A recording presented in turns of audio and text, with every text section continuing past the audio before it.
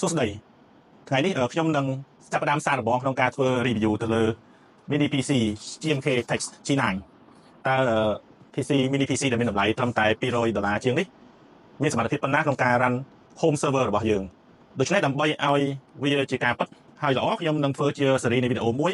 ដែលបង្រៀនអំពីការ set up home server ដោយប្រើប្រាស់ Kazaa OS ហើយជាមួយគ្នានេះដែរខ្ញុំនឹង review ទៅលើម៉ាស៊ីនមួយនេះគឺ GMK G9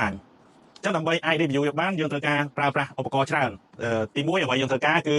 USB flash បន្តមកទៀតយើងត្រូវការ portable monitor បាទ portable monitor បន្តមកទៀតយើងត្រូវការ keyboard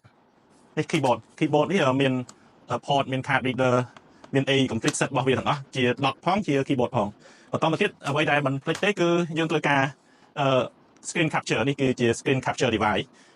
HDMI in HDMI out ហើយនឹងវា record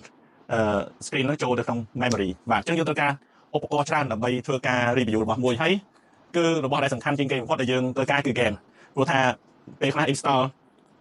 ទៅលើម៉ាស៊ីនទូចវាចំណាយពេលយូរហើយអស់សក់អញ្ចឹងយើងមាន game លេងណាយើងមាន game លេងណាអស់សក់យើងអាចលេង game បានបាទអញ្ចឹងសូមរងចាំវីដេអូក្រោយរបស់ខ្ញុំដែលជាវីដេអូមួយស្ដីអំពីការ install home server ដោយប្រើប្រាស់ Kazaa OS អញ្ចឹងប្រិយមិត្តដែលបានតាមដានអាច install Kazaa OS នៅក្នុងម៉ាស៊ីនខ្លួនឯងបានហើយយើងក៏ review ទៅលើGMK Text G9 ហើយយើងមានម៉ាស៊ីនមួយទៀតដែលយើងនឹងអាច review បានដែរនេះគឺជា Orange Pi នេះថោកទេអត់ដល់$100ទេតែវា run លើ ARM CPU តែយើងអាចប្រើប្រាស់វាជា home server បានដែរអញ្ចឹងយើងនឹងមានស៊េរីវីដេអូជាច្រើនចាប់ពី